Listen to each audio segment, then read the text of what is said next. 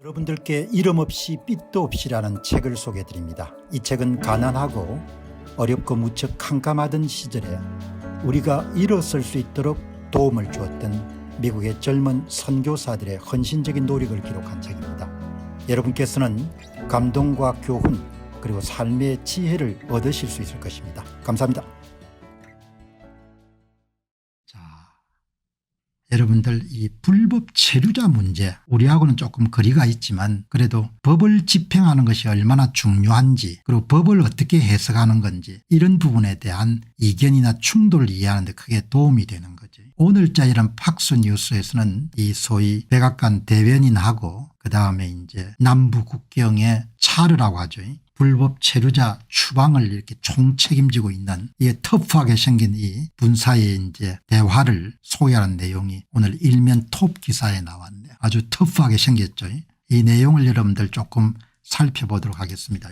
도널드 트럼프 대통령이 등장한 다음에 미국의 불법 체류자 추방은 크게 효과를 발휘하고 있죠. 남부 국경을 통해서 유입되는 불법 입국자 수가 96% 정도 극적으로 감소했으니까 역대 대통령 가운데서 가장 여러분들 크게 효과를 낸 부분이다, 이렇게 볼 수가 있는 거죠. 기사를 보게 되면 트럼프 대통령 하에서 96%가 감소했습니다. 반면에 전임자인 바이든 대통령은 의도적으로 국경 보안을 해제했습니다. 이게 톰 호먼이네요. 톰 호먼, 남북경 문제를 책임지고 있는, 지난 어제 월요일 이른 아침 브리핑에서 우리는 미국 역사상 가장 큰 추방 캠페인을 지금 진행하고 있습니다. 바이든 해리슨 행정부로부터 4년 동안 비난을 받아온 우리의 영웅 중인 이민 관세국 요원들이 마침내 자신의 임무를 제대로 수행할 수 있게 되었습니다. 바이든 행정부가 첫 번째 트럼프 행정부로부터 매우 안전한 국경을 유산으로 물려받았음에도 불구하고 바이든 행정부는 의도적으로 국경을 제대로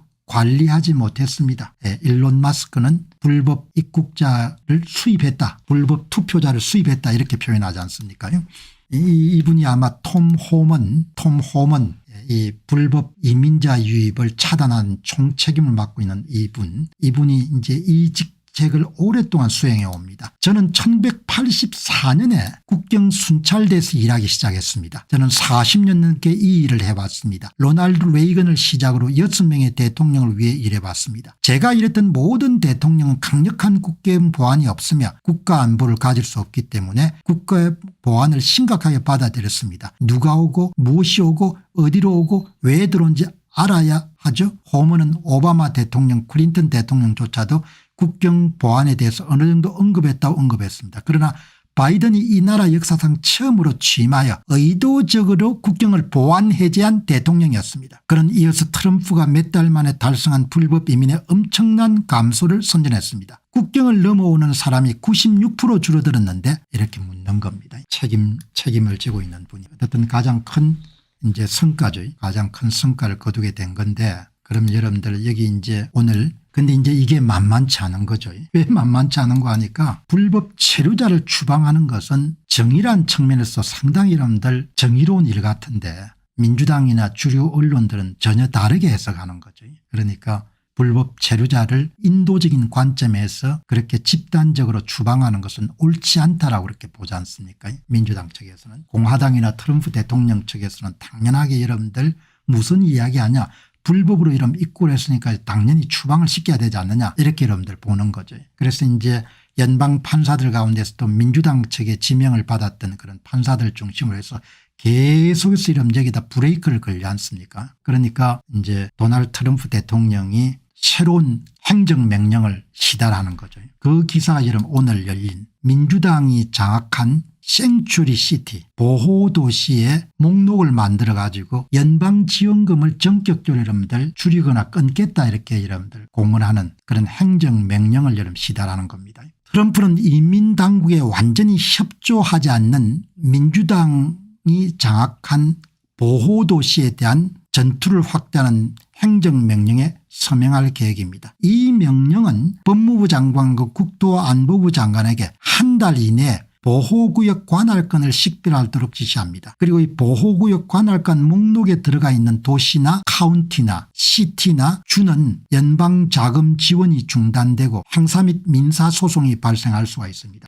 불법 이민자들을 체포하는 데는 카운티나 도시나 주 단위의 여러분들 경찰병력의 협조를 받는 것이 굉장히 중요하죠. 그게 원활히 하지 않는 겁니다. 그래서 만일 그런 식으로 계속해서 연방정부의 이민정책에 반기를 들게 되면은 연방정부가 자금 지원을 주나 카운티나 시티의 연방자금 지원을 중단하겠다 이렇게 이야기하는 겁니다. 그러니까 여러분들 이거는 참 흥미로운 것이에요. 어떤 건가 하니까 미국의 연방정부하고 주정부, 카운티, 도시 사이의 역할 분장을 들여다볼 수 있는 굉장히 좋은 사례 같거든요. 민주당이 장악한 주, 카운티, 시티가 조직적으로 트럼프 대통령의 불법 입국자 추방을 방해하는 것. 그 내용이 이제 오늘 신문에 자세히 있습니다. 지난주 캘리포니아 연방 판사는 트럼프가 이전에 서명한 2가지 행정명령에 따라 샌프란시스코를 포함한 주 내에 16개 카운티와 도시에서 연방자금을 빼앗으려는 트럼프의 노력을 차단했습니다. 이렇게 계속 방해를 하는 겁니다.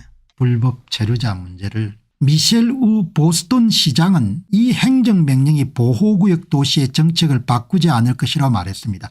새롭게 여러분들 보호도시에 대해서 제재를 가하는 행정명령을 하더라도 뭐 보스턴 시장도 상당히 진보적 색채가 강한 사람이겠죠. 매사추세츠주가 대부분 그러니까 법원도 이에 대해서 우리를 뒷받침해 왔습니다. 매사추세츠 주법과 보스턴시의 시조례는 우리가 모두에게 안전하다는 것을 의미합니다. 불법 체류자를 연방정부의 명령을 받던 FBI나 DI나 IC 같은 조직들이 여러분들 추격하더라도 보스턴은 협조 안 하겠다는 이야기. 트럼프는 또한 법무부가 미국 시민보다 불법적으로 미국 내 이민자들을 우대하는 도시나 주에 대한 시민권 소송을 추진하도록 지시할 것입니다. 이거는 이제 뭐 평등권을 위반했다는 그런 상황인 거죠. 한국과 똑 마찬가지네요. 화교들에서 무슨 뭐 수십 가지 특혜를 제공하는 거 똑같은 짓을 하는 겁니다. 아니 나라가 자기 나라 사람을 우선 챙겨야지 중국 사람을 우선 챙기면 어떻게 합니까? 아니 나라가 여러분들 뭐죠? 자기 시민을 더 챙겨야지 불법 체류자를 더 챙기면 어떻게 하는 겁니까? 똑같은 겁니다. 그러니까 세계를 보면 한국을 볼 수 있고 한국을 보면 세계가 안 보이지만 세계를 보면 한국이 나오는 거죠. 이 행정명령은 이민자들 형사사건이나 판결에 더 관대하게 대하는 정책과 공립대학교에서 자기 주 내에 이민자들에게 등록금을 제공하지만 여기 이민자는 불법 체류자입니다. 미국 외 시민들에게 낮은 등록금을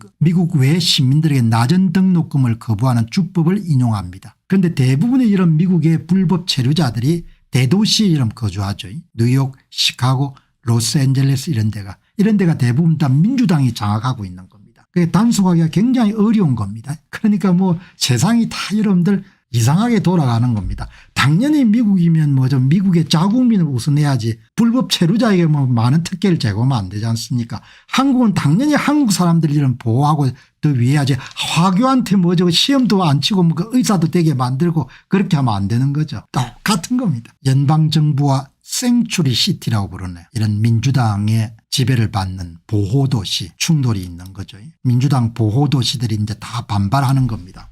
2025년 4월 28일 기준으로 보호도시와 주에 대해서 트럼프 행정부가 연방자금 지원을 중지하는 그런 계획을 추진하는 겁니다. 여러분 여기 보시죠. 미국의 연방정부가 인민정책을 다 총괄합니다. 인민법 제정, 국경관리, 비자 발급, 체류자격 결정, 불법 체류자 단속 및 추방은 연방정부의 고유 권한이고 주요 기관은 국토안보부 DHS 산하의 인민세관단속국 IC, 국경순찰대 CBP, 이민서비스국 USCIS 등입니다. 연방정부는 불법 체류자를 체포하고 인민법 위반자를 추방하고 국경을 통한 불법 입국을 차단합니다. 연방정부가 인민과 관련된 모든 것에 대한 최종 권한을 갖고 있는 겁니다. 그럼 왜 주하고 여러분들 충돌하느냐? 주도 또 권한을 갖고 있는 겁니다. 주나 민주당의 지배를 받고 있는 주나 카운티 같은 경우에는 경찰이 연방정부의 국경순찰대하고 이런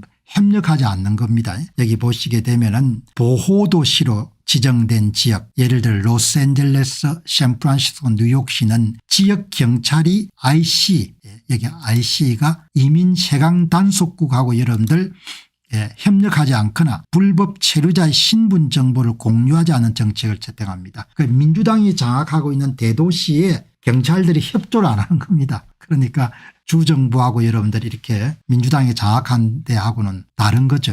인민세관국 민주당 주나 카운티의 지역경찰의 협조를 받는 것은 매우 제한적입니다. 이렇게 협조를 안 하니까 큰 도시에서 불법 체류자 여러분들 체포, 구금, 추방이 원활하지 일어나지 않는 거죠. 그래서 4월 28일 날 민주당이 장악한 보호도시에 대해서 목록을 만든 다음에 연방자금 지원을 제공하지 않겠다. 트럼프는 법무부와 국토안보부에 보호도시 목록을 작성하고 자금 삭감을 추진하도록 그렇게 행정명령을 가지고 시달을 한 겁니다. 연방정부의 일부 판사들도 계속 반기를 들고 민주당이 장악한 주 카운티 도시도 계속 반기를 들고 그래서 도널드 트럼프 대통령이 힘든 겁니다. 민주당이 장악한 주는 이민자를 보호하는 정책을 우선시하며 트럼프의 단속을 공개적으로 비판합니다. 트럼프 정부는 이 같은 비협조를 불법 이민자 보호로 간주해서 민주당 지역을 범죄의 온상으로 묘사하곤 합니다. 이렇게 이러면 어느 나라나 소란스럽습니다. 그런데 제가 볼 때는 당연히 불법 이민자 추방에 대해서는 민주당이 협조를 해야 될 것 같은데 그게 합법적이고 정의로운 것 같은데 또 그분들은 완전히 다르게 그렇게 해석을 하는 거죠. 정의를 보는 것이 완전히 다른 거죠. 그러니까